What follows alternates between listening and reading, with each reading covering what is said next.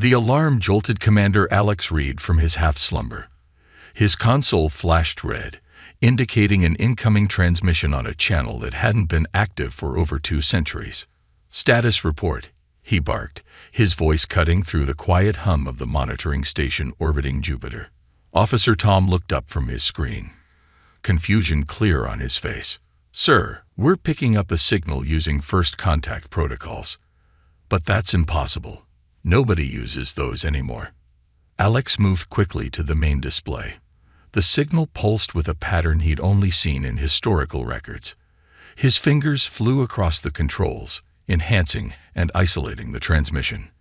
The haunting sound filled the command center, a series of high-pitched tones that rose and fell like a cry for help.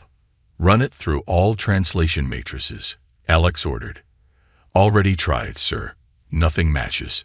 Tom wiped sweat from his brow. "But there's something else. The signal carries a data signature." The screen changed to show a complex pattern of light pulses, a signature that made Alex's blood run cold. He had seen this pattern before, in his advanced xenobiology courses. It belonged to the Larians, an insect-like species that had once been humanity's allies before they witnessed Earth forces in actual combat. "The Larians? That's not possible," Alex muttered. "They fled beyond the outer rim 200 years ago. They thought we were too dangerous to exist near." The Larians had a peaceful history spanning 50,000 years. When they first met humans, they had been fascinated by Earth culture, until they saw what humans could do in battle during the Orion conflict. The sight of human soldiers continuing to fight despite injuries that would kill most species had terrified them. They called humans Deathworlders, creatures evolved on a planet so harsh that it created predators unlike anything the galaxy had seen before. And now, they were calling for help.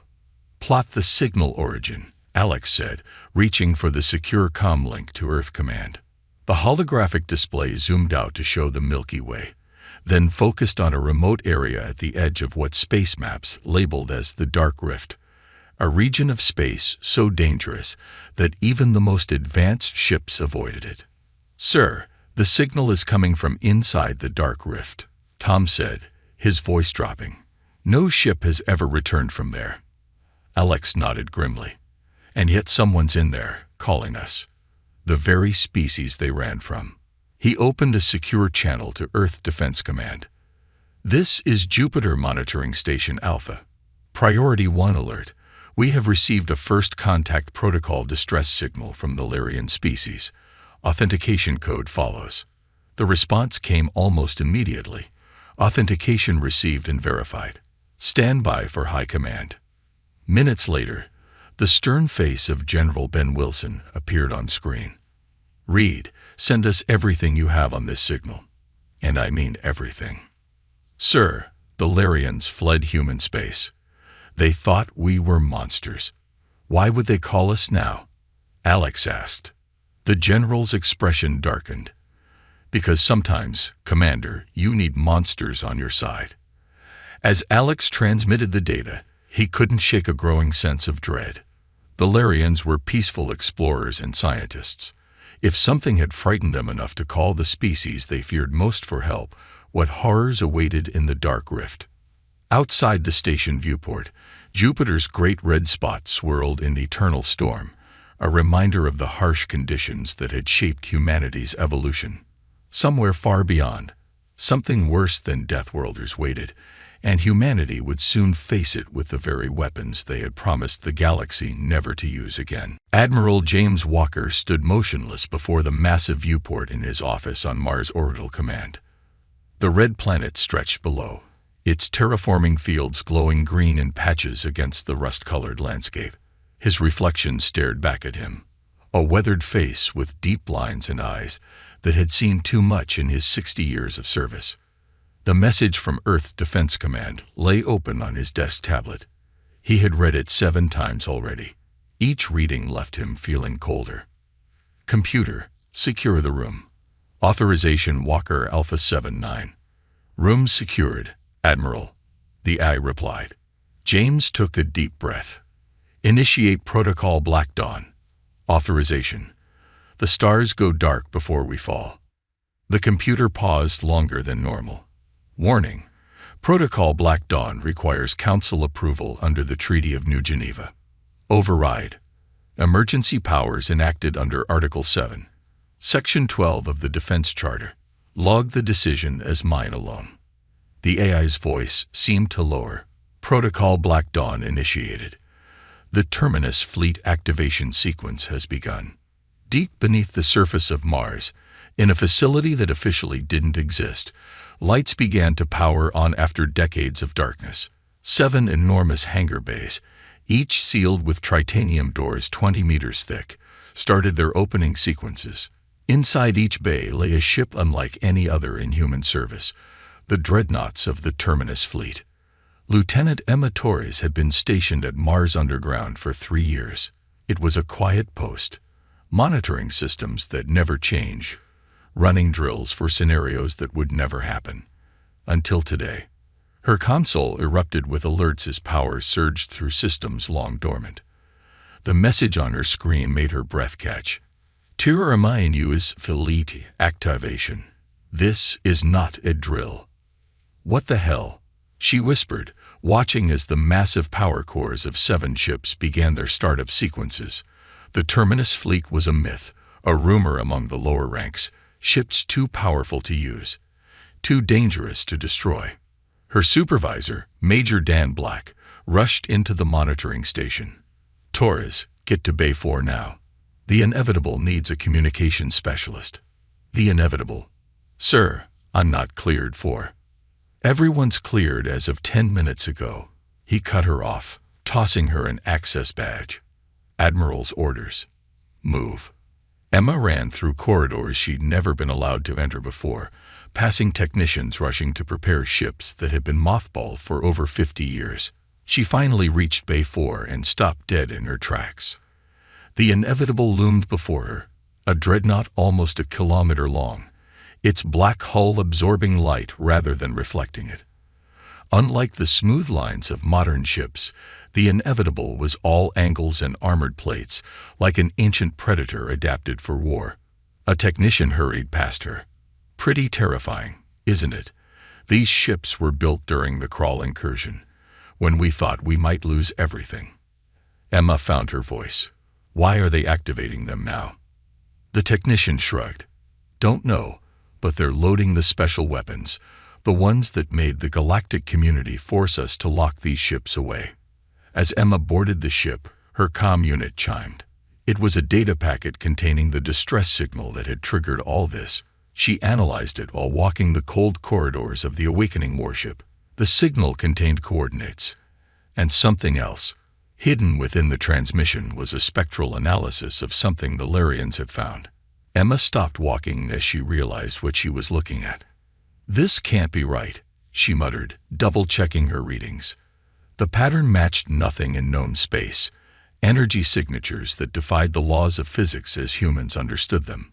Whatever the Larians had encountered was bending reality around it. On the bridge, Admiral Walker addressed the gathering crew via hologram. You've been chosen because you understand what it means to be human, to come from a world that tried to kill us every day of our evolution. The galaxy fears that strength. Today, they need it.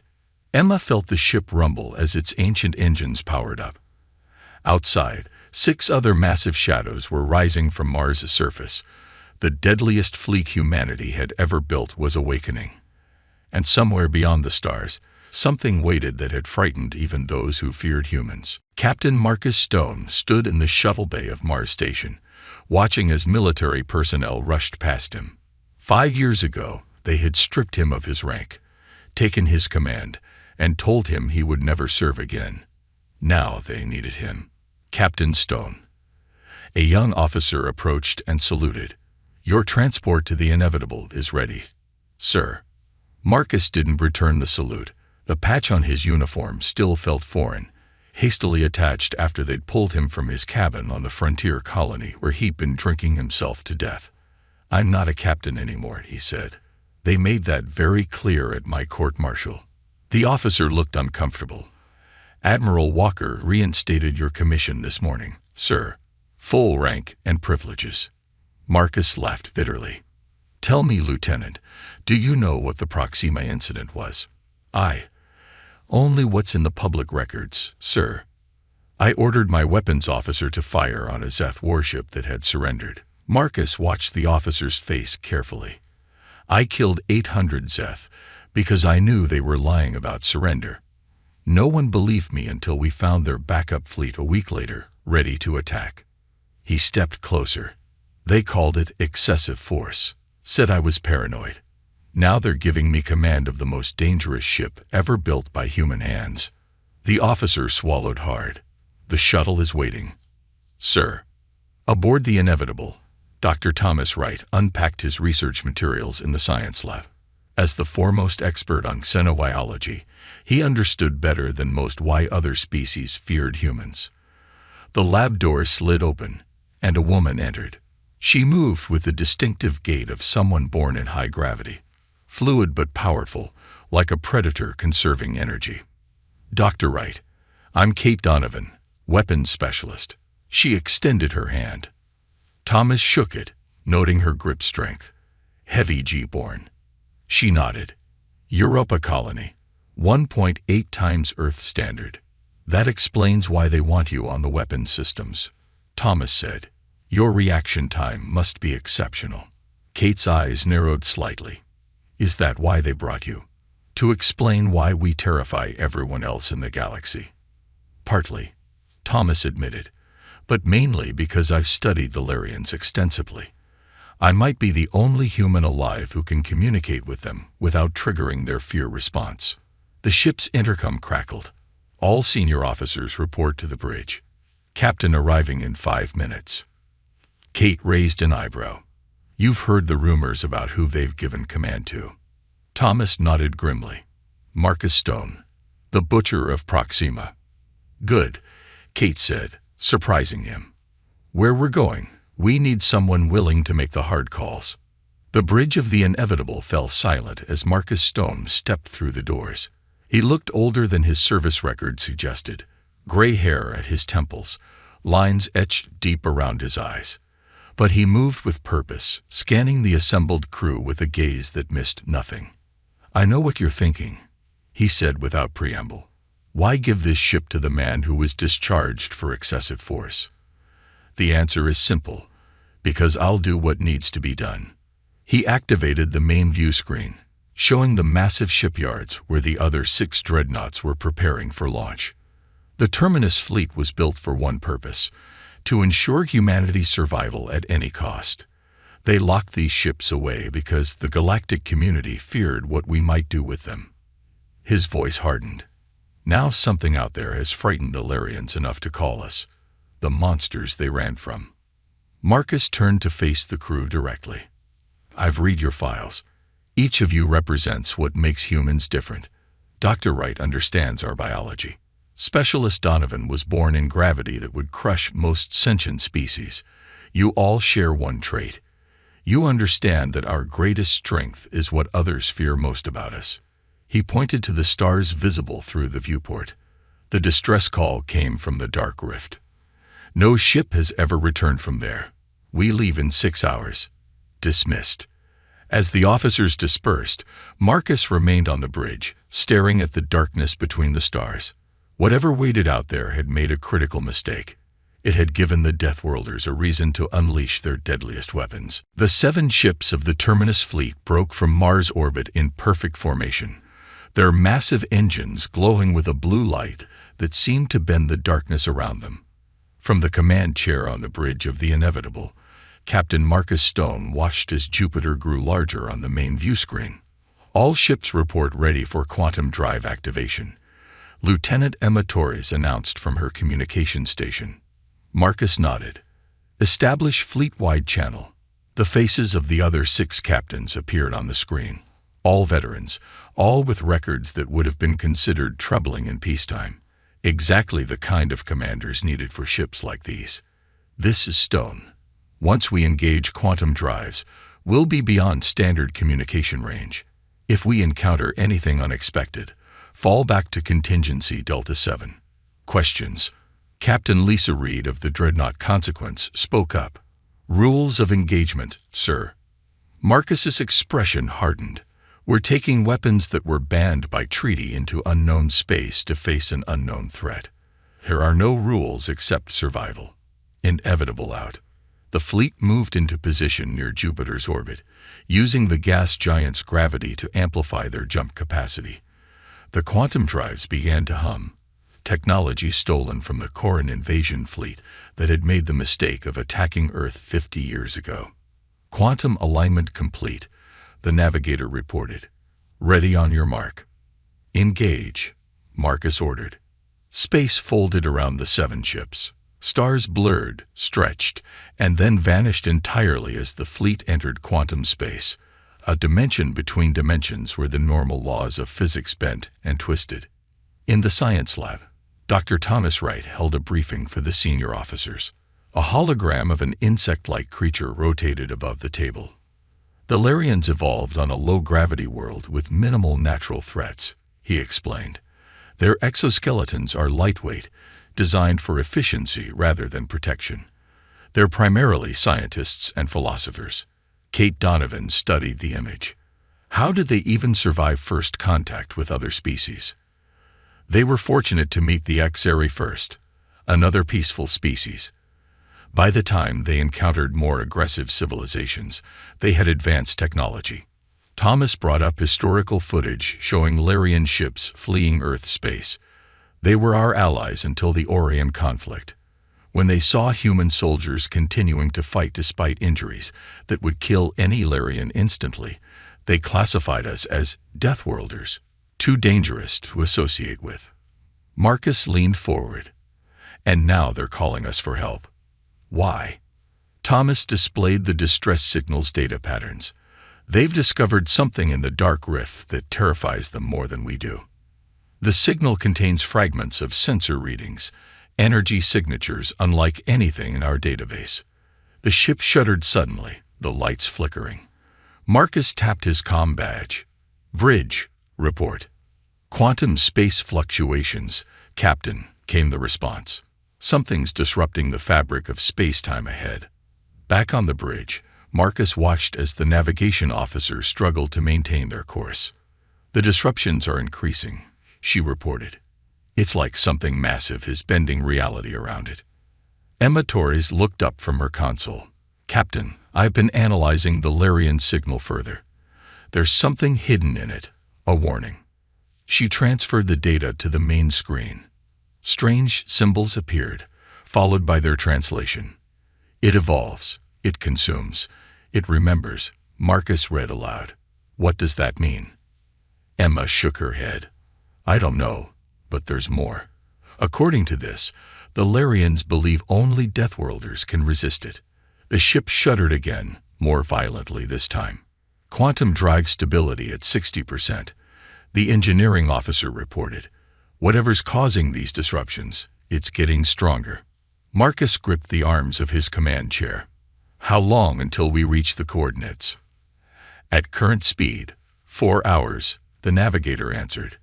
"But the quantum field is becoming increasingly unstable." Through the viewports, quantum space itself seemed to be changing color, shifting from its usual blue-black to something darker, shot through with veins of crimson light. Dr. Wright studied the readings from his station.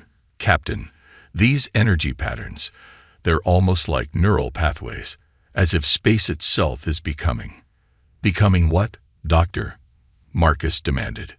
"Conscious," Wright whispered. "As if we're traveling through something's mind." The lights flickered again as the Inevitable and its 6 sister ships drove deeper into the unknown, toward a cry for help that might be their final destination. The Terminus fleet burst back into normal space with a flash of energy that momentarily outshone the distant stars.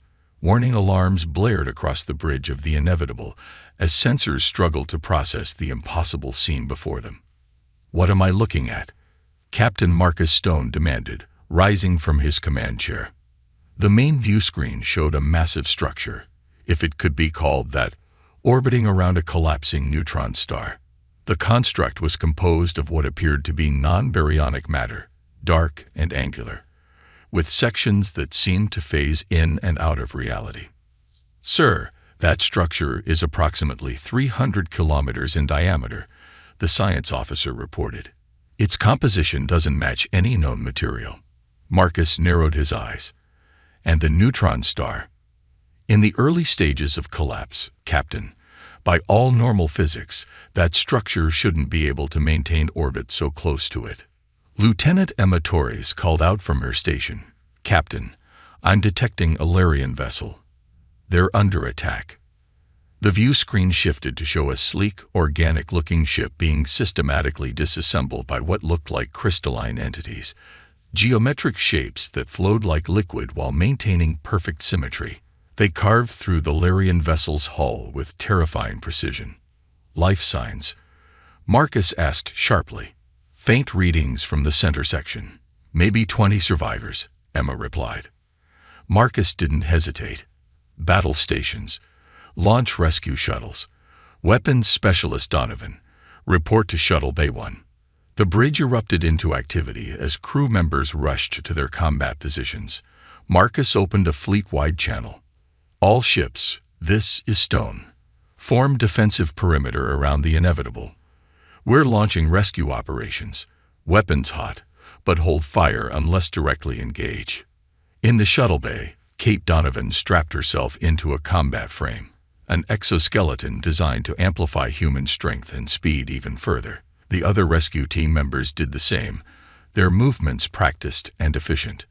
"Those are G7 combat frames," Dr. Wright noted as he entered the bay, "designed for high-gravity environments."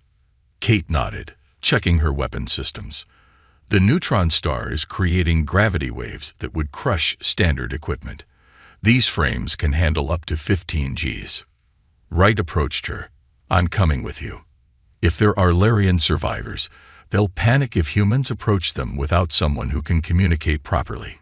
Kate started to object, then saw the determination in his eyes. "Fine, but stay behind me." The assault shuttles launched from the inevitable, cutting through space toward the battered Larian vessel. The crystalline entities seemed to notice them, several breaking off from their dismantling work to move toward the human craft. "Incoming hostiles," the shuttle pilot announced. "Brace for evasive maneuvers." The shuttle banked hard, narrowly avoiding a crystalline tendril that stretched out toward them. Kate felt the gravity shift as they entered the neutron star's intense field. Even with the shuttle's compensators at maximum, the pressure was immense. 30 seconds to contact," the pilot called out. "Prepare for boarding." The shuttle's weapons fired, blasting a path through the crystalline entities. Kate felt the familiar calm of combat settle over her. This was what humans from high-gravity worlds were bred for, moments when their enhanced strength, speed, and reaction time made them living weapons. With a jolt, the shuttle attached to the Larian vessel's hull. The airlock cycled, and Kate was the first through, her combat frame moving with fluid precision despite the crushing gravity. Inside, the ship was a nightmare of twisted metal and broken systems. The crystalline entities had breached multiple sections, leaving perfectly geometric holes in bulkheads and floors. "Life signs 20 meters ahead," one of the team called out. They found the survivors in what appeared to be a central laboratory. A group of Larians, insectoid creatures with delicate exoskeletons and multifaceted eyes, had barricaded themselves behind research equipment. When they saw the humans in their combat frames, their mandibles clicked rapidly in fear. Dr. Wright stepped forward, making careful gestures with his upper body that mimicked Larian greeting postures. "We received your distress call," he said in their language. "We're here to help." The largest Larian, with faded blue markings on its carapace, stepped forward hesitantly. Its voice, when it spoke, was a series of clicks and whistles that the translator rendered into English. "The Deathworlders came," it said, mandibles trembling. "We did not believe you would answer." Behind them, a crystalline entity began to phase through the wall. Kate spun, her weapons locking on target. "Believe it," she said, as the humans moved to protect the very species that had once fled from them in terror. The medical bay of the Inevitable hummed with activity as Dr. Wright monitored the Lyrian survivors. The insectoid aliens remained huddled together, their compound eyes darting nervously whenever a human crew member moved too quickly. Only their leader, who had introduced himself as Director Trell, seemed willing to approach the humans. Captain Marcus Stone entered the medical bay, his heavy footsteps causing several Lyrians to press closer together in fear. "Doctor, report," Marcus said, keeping his voice unnaturally soft. "They're stable, but their exoskeletons show microfractures from exposure to the gravity waves," Wright explained. "Nothing our medical technology can't repair." Marcus nodded and approached Director Trell, who rose to his full height, still a head shorter than the human captain. "You have questions," Trell said, his mandibles clicking between words. "As do we. Why did you come?" "After our people fled from yours. You called. We answered," Marcus replied simply. "Now I need to know what we're facing." Trell's compound eyes seemed to dim. "We found it 3 cycles ago.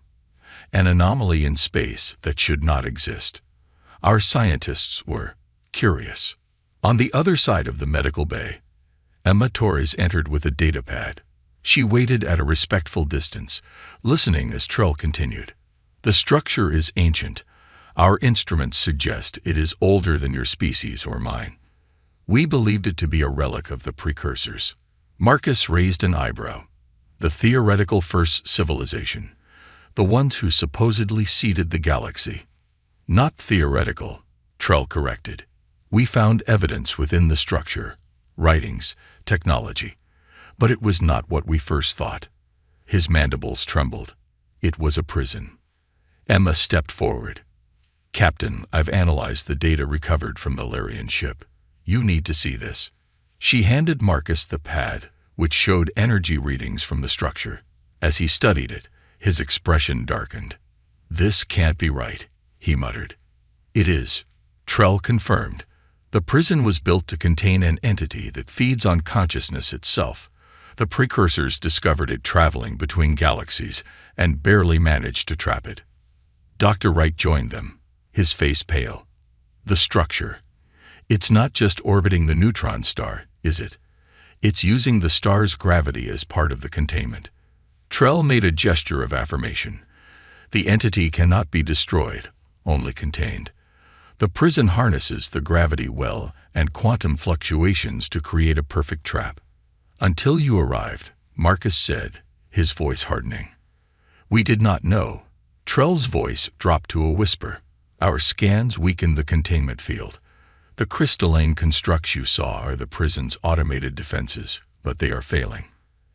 Emma pointed to a section of the data. "These energy spikes began 3 days ago. They matched the timing of the distress call.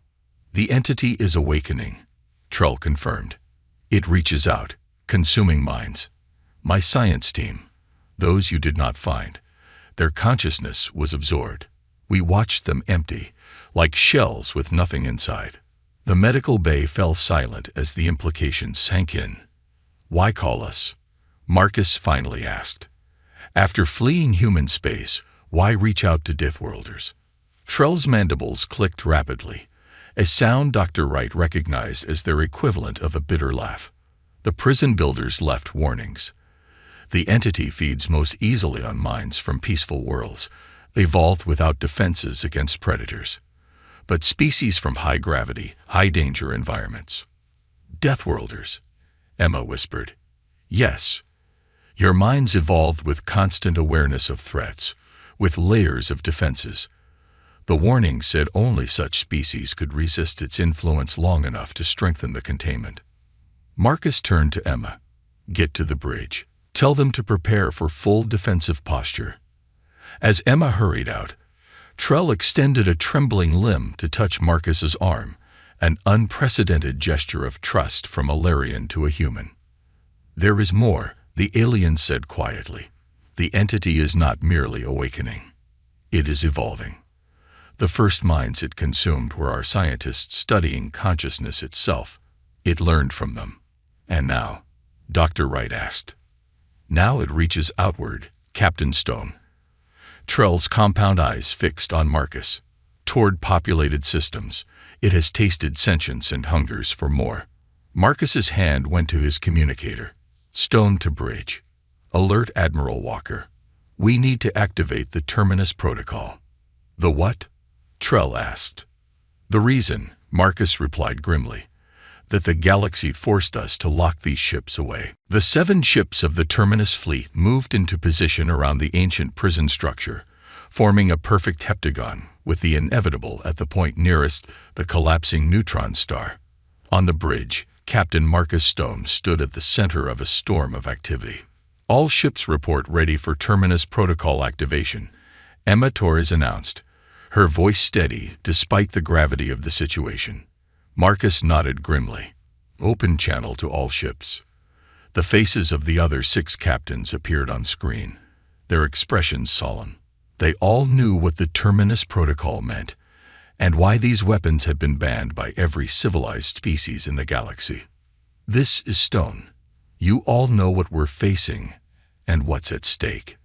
The entity has already begun reaching toward the Arcturus system. 8 billion lives. We stop it here. Captain Lisa Reed of the Consequence spoke first. The weapons have never been tested in actual combat, Marcus. And they never should have been, he replied. But we built them for exactly this scenario, a threat that can't be defeated by conventional means. On the science deck, Dr. Wright stood with Director Trell, watching the main viewer as the dreadnoughts positioned themselves. What are they doing? Trell asked, mandibles clicking nervously. Something terrible, Wright answered honestly. Something we promised never to do. Marcus's voice came through the ship-wide comm. All non-essential personnel to secure stations. Consciousness disruptive field generators powering up. T-2 minutes to activation. Trell's compound eyes widened. Consciousness disruptive fields. You weaponize your own neural patterns. Wright nodded slowly. During the crawl incursion, we discovered their telepathic attacks couldn't penetrate human minds effectively. Our brains evolved with too many defensive layers, too much paranoia, too much awareness of threats. So you turned that into a weapon, Trell whispered. We reverse-engineered our own neural architecture into a field that disrupts any consciousness more orderly than our own. To most species, it's like having your mind shattered into fragments. In the Weapons Control Center, Kate Donovan calibrated the massive generators that took up 3 full decks of the ship. The technology had been her specialty before it was banned, before the galaxy realized what humans had created. CDF generators at 90%, she reported. Field harmonics aligned with the other ships. On the bridge, Marcus received the report with a grim nod. Begin countdown. T-60 seconds. Outside the ships, space itself seemed to distort as the entity became more active. Tendrils of darkness stretched from the prison structure, reaching toward the fleet. On 3 of the ships, crew members suddenly collapsed, blood seeping from their eyes and ears as the entity attempted to invade their minds. It knows what we're doing, Emma said, wiping blood from her own nose. Even with human resistance, the entity's power was growing. 30 seconds, Marcus announced. All ships, maintain formation. The neutron star behind them pulsed, its gravitational waves intensifying as if responding to the entity's activity. The inevitable shuddered under the strain. Hull stress at maximum tolerance, the engineering officer called out. We can't hold this position long. We won't need long, Marcus replied. 10 seconds. Braced for activation. Throughout the ship, human crew members secured themselves. They knew what was coming. The reason these weapons had been banned was not just their effect on the enemy, but the toll they took on their users. Activate Terminus Protocol, Marcus ordered. 7 massive energy fields erupted from the dreadnoughts, converging on the prison structure. Unlike conventional weapons, there was no flash, no explosion, just a wave of invisible force that rippled through space itself. The effect was immediate. The dark tendrils convulsed and recoiled. The entity's presence, which had been pressing against every mind in the fleet, suddenly screeched in a frequency that wasn't sound but pure mental agony. Human crew members gritted their teeth as their own weapon backlashed into their minds. The price of wielding something based on their own neural patterns. Blood trickled from ears and noses, but they held firm. Field integrity at 80%. Kate reported through clenched teeth. The entity is resisting. Push harder, Marcus ordered, his own vision blurring with pain. Increase field strength. The 7 ships poured more power into their generators, the energy between them visibly warping spacetime. The prison structure began to glow with an unnatural light as the containment field strengthened, reinforced by the human weapons. A final psychic scream ripped through every mind as the entity was forced back into its prison. The consciousness-disruptive fields sealed the weakened sections, using the neutron star's gravity as an anchor. Then, silence. Marcus slowly straightened in his command chair, wiping blood from his face. Status report. Entity contained. Emma confirmed, checking her readings. Prison integrity restored to 98%. As Allied ships began arriving at the edge of the system, drawn by the massive energy signatures, Marcus looked out at the stars. For the first time, the galaxy had seen why humans had voluntarily locked away these weapons. Send to all ships, he said quietly. Mission accomplished. The Deathworlders are going home.